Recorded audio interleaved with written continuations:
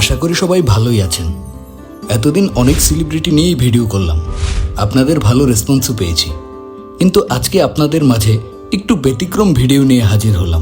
আজকে যাদের নিয়ে কথা বলবো তাদের আপনারা হয়তো অনেকেই চেনেন না, চিনলেও তেমন কোনো পপুলার সেলিব্রিটি নয়, কিন্তু তাদের লুক, ভিডিও করার ধরন অনেক সেলিব্রিটি থেকেও বহুগুণে ভালো।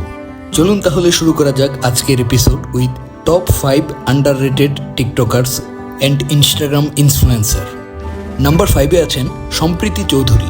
টিকটকে নামমাত্র ফলোয়ার, কিন্তু চেহারা, এক্সপ্রেশন বড় বড় টিকটকার থেকেও কোনো অংশে কম নয়।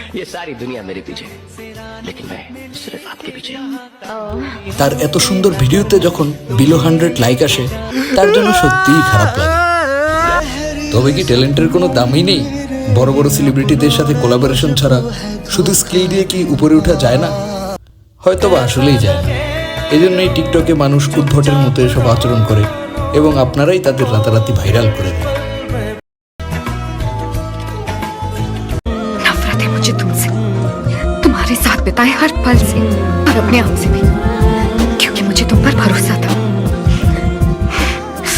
अपने आप से भी ज्यादा। নাম্বার 4-এ থাকা টিকটকারের নাম রিয়া আক্তার।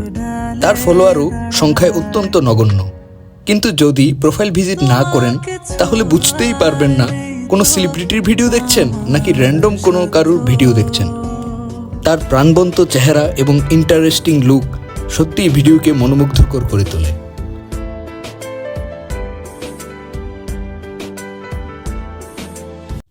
এখন যাদেরকে নিয়ে কথা বলবো তারা হয়তোবা তেমনভাবে আন্ডাররেটেড না, তবে এখনও সেলিব্রিটি হয়ে উঠতে পারেননি। তাদের সেই পরিমাণে ফ্যান পাননি যতটা তাদের পাওয়ার কথা ছিল।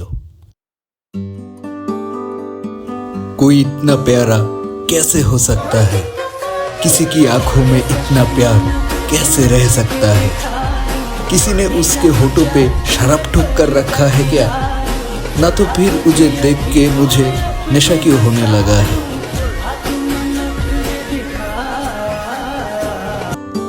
अब तक तो सिर्फ इंसान के बारे में ही बात कर रहा था, पर अभी जिनकी बात कर रहा हूँ वो तो जन्नत का हूर है। उसका हंसना, खेलना, एवरीथिंग इज किलिंग।